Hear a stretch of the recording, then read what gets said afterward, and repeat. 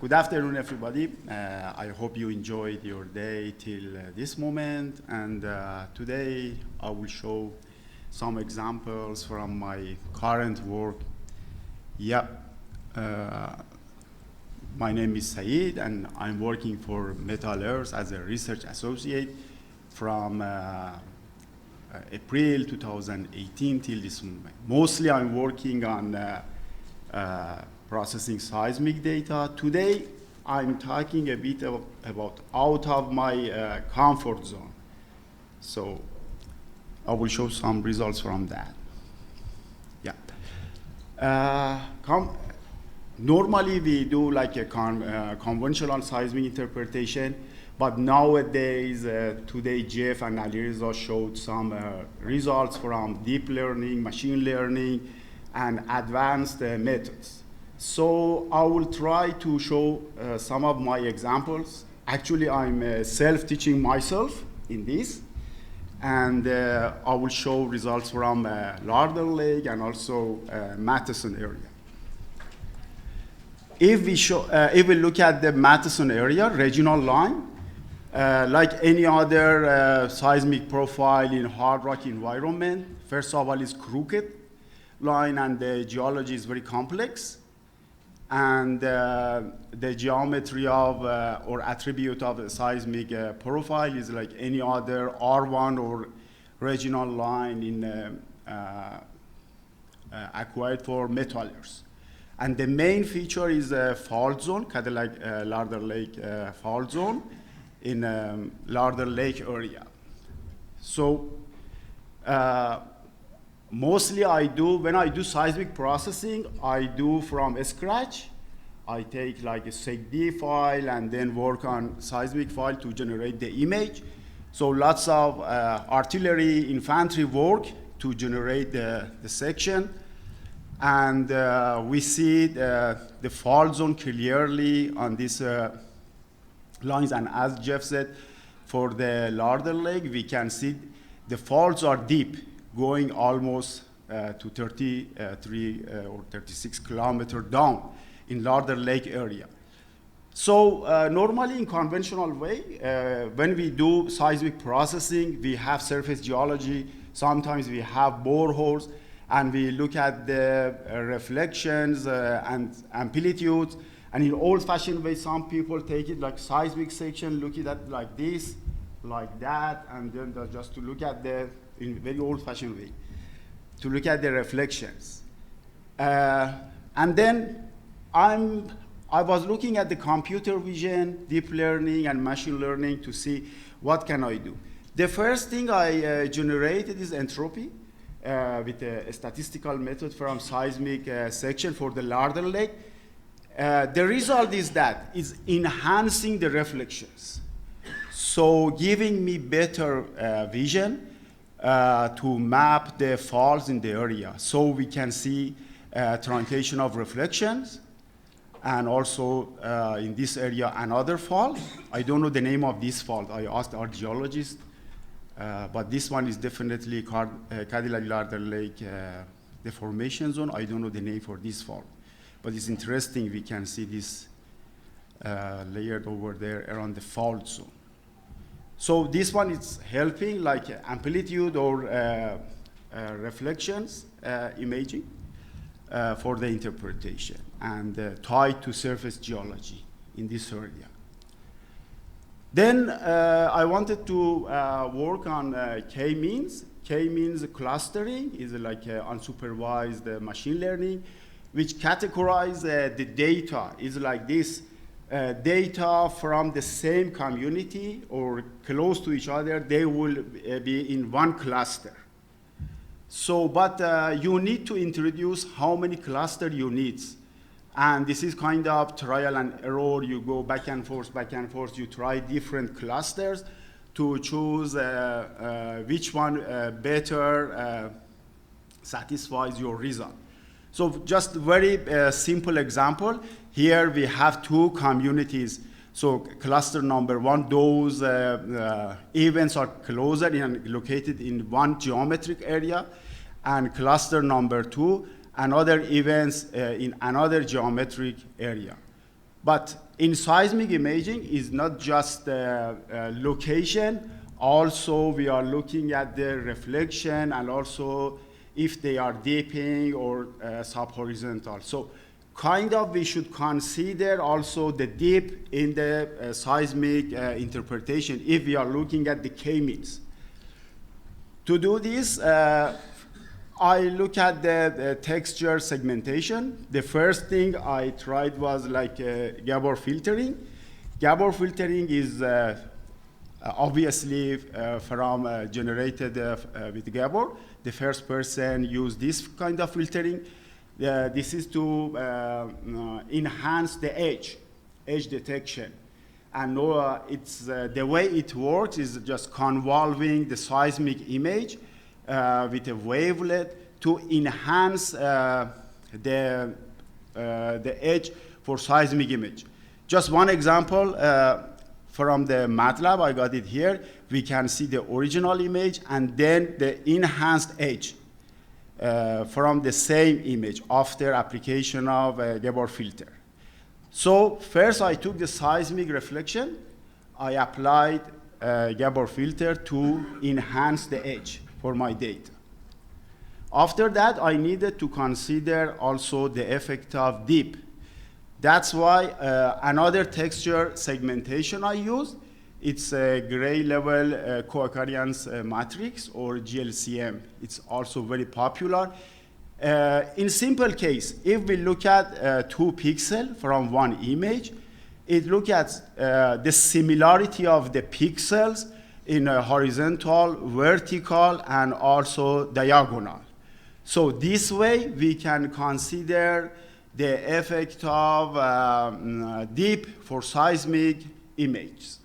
So this is the second, after the Gabor filtering, I applied GLCM method.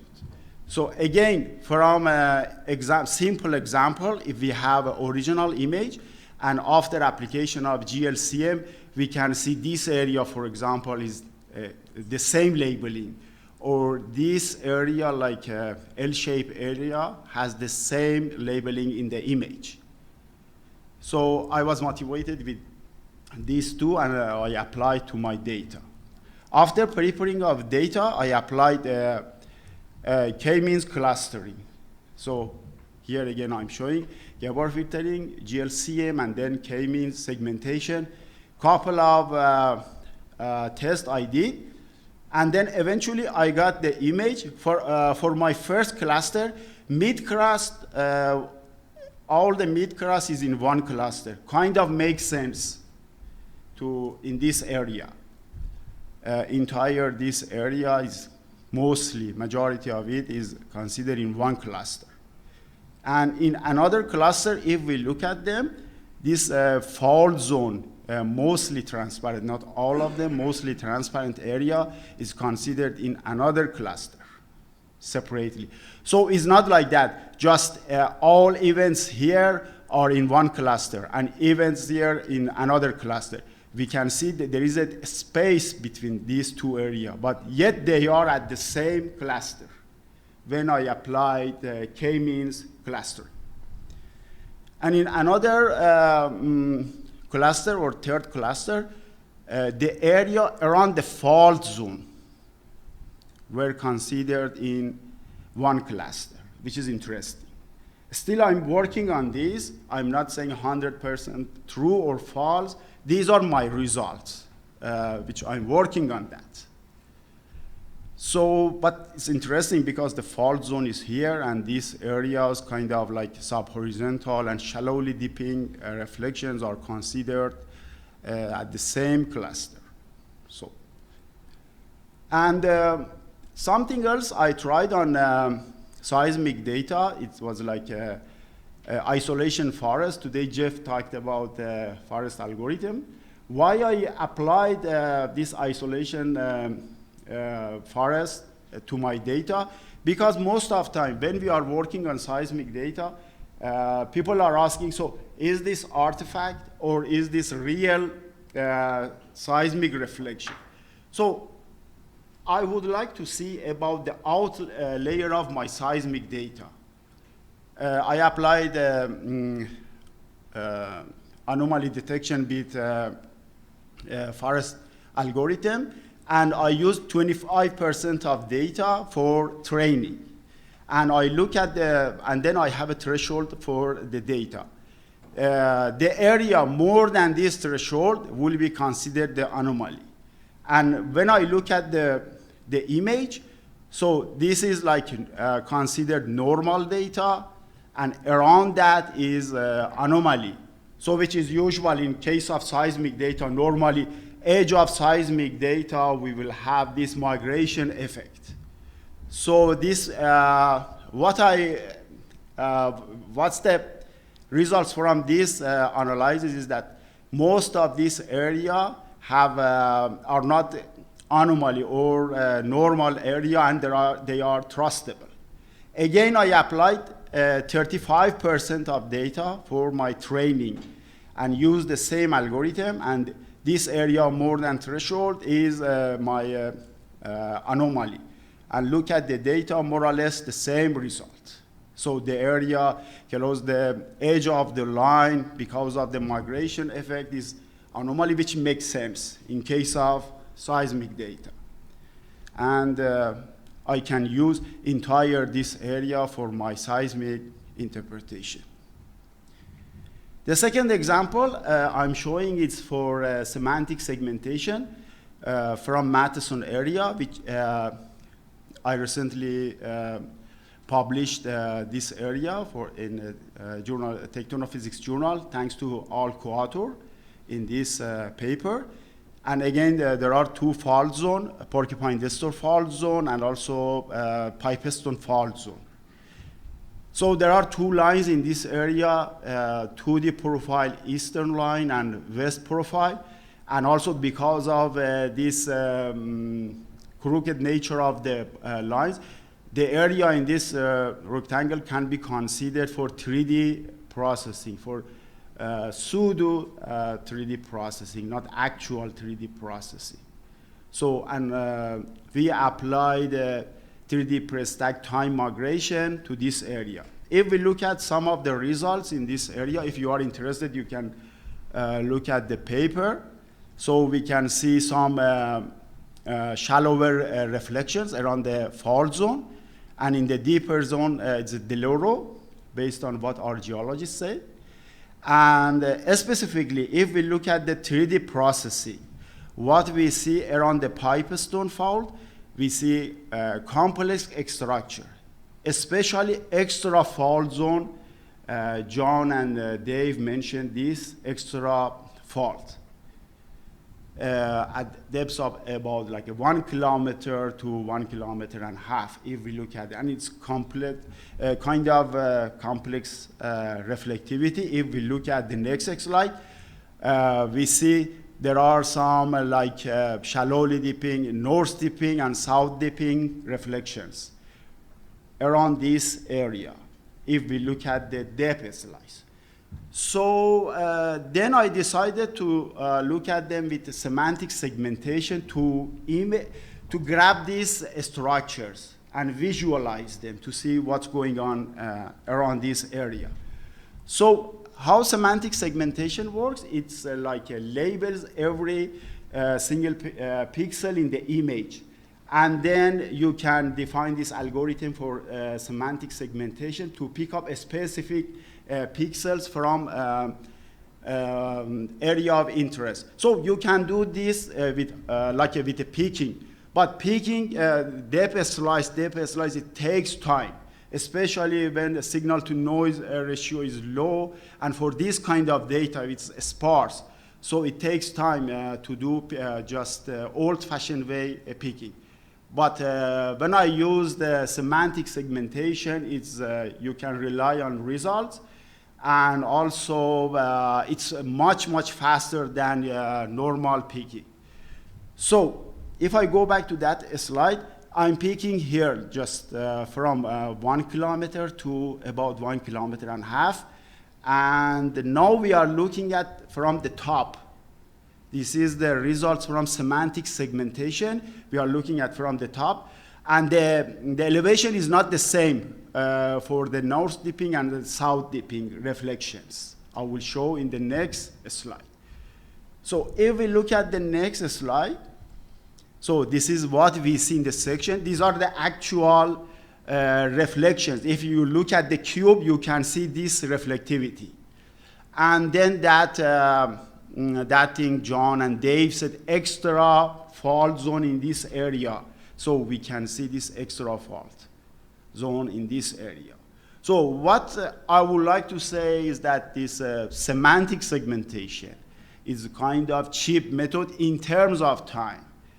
Would help to just visualize seismic data and for better interpretation. And as I said, these are the things. I'm still working on that.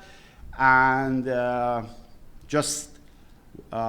would like to share my results with everybody in this area. And thanks for your attention.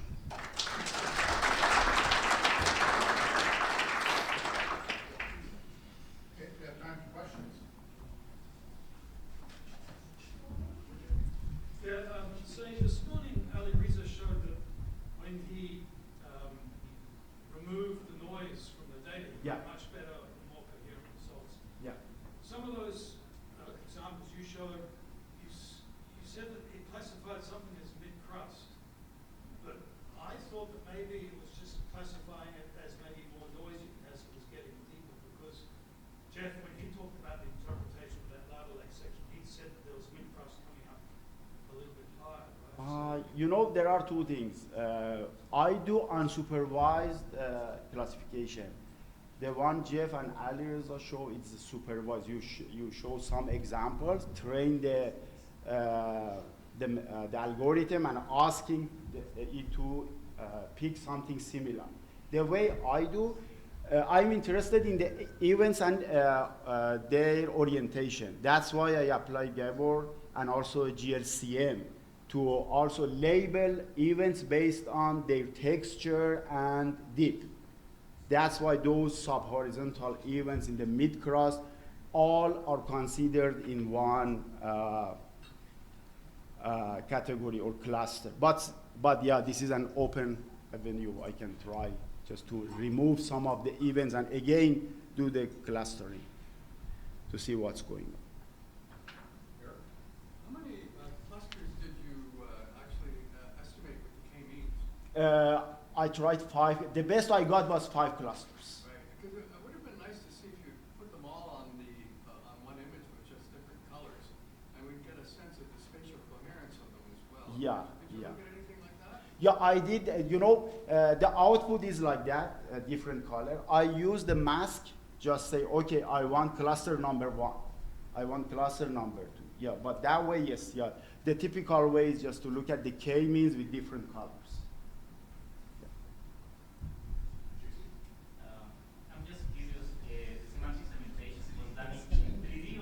It's 3D. You know, the main application of semantic segmentation is just, God forbid, all of us. For brain tumor, these kind of things. They use this, so to pick the tumor and look at it in this 3D.